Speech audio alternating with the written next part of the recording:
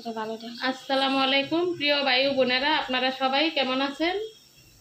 আমি আজকে কি রান্না করতেছি, এখানে হলুদ, মরিচ, আদা, রসুন, জিরা সব কিছু দিয়ে দিলাম। এখানে আমি এখন মাখাবো।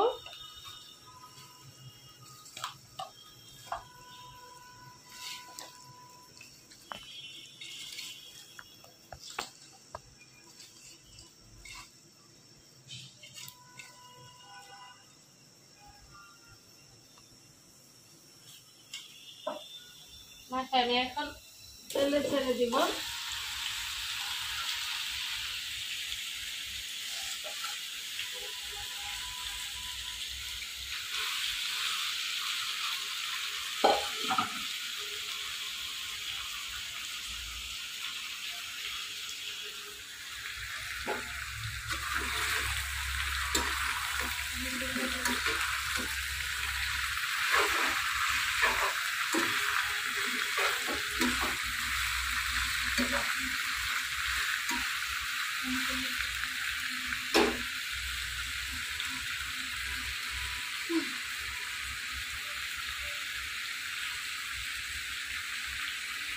এখানে আমি ভাত বসিয়ে দিয়েছি।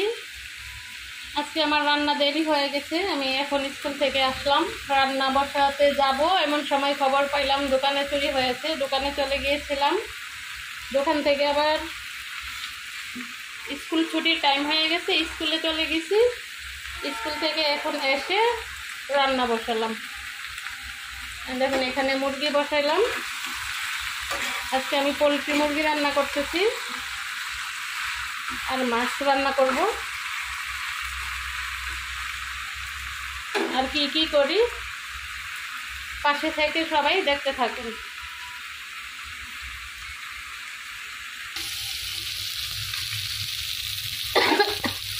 আমার তরকারিটাও হয়ে গেছে, দেখুন মুরগি তরকারি শেষ রান্না হয়েছে। যে মাছ বাছতেছি, আজকে পাঙ্গাস মাছ রান্না করব।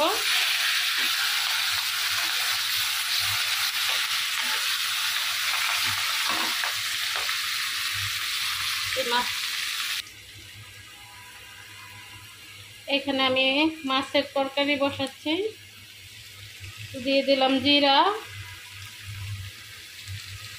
আর দিয়ে দিলাম রসুন বাটা। আমি সব তরকারিতে রসুন খাই, এটা আমার হাজবেন্ডের আদেশ, আর রসুন আমার পছন্দ। এখন দিয়ে দেবো একটু পানি, কারণ খালি তেলে গুঁড়া মশলাটা ছাড়লে মশলাটা পুড়ে যায়, তাই আমি একটু পানি দেওয়ার পর গুঁড়া মশলাটা ব্যবহার করি।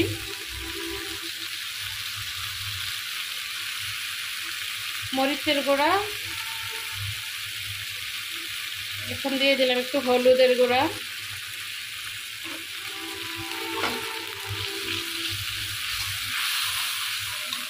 এখানে দিয়ে দিলাম কাঁচামরিচ। এখানে আমি তরকারি ব্যবহার করব কাঁচকলা, বেগুন, আলু আর সজনা।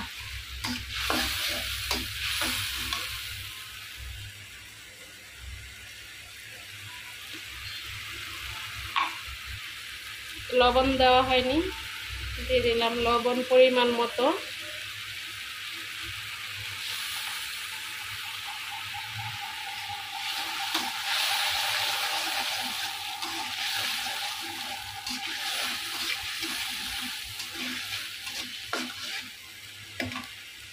আর মশলা কষানোটা হয়ে গেছে।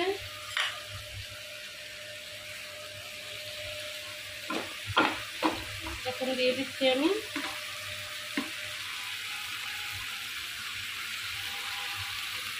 সবজিগুলো। আর বেগুনগুলো একটু কালো কালো হয়ে গেছে, কারণ আমি এগুলো সকালে কেটেছিলাম। রান্না বসাবো এই টাইমে আবার দোকানে চলে গেছিলাম, দোকান থেকে স্কুলে চলে গেলাম। কলা, বেগুন, আলু এসব আগে কাটলে অনেকক্ষণ থাকলে আবার কালো কালো হয়ে যায়।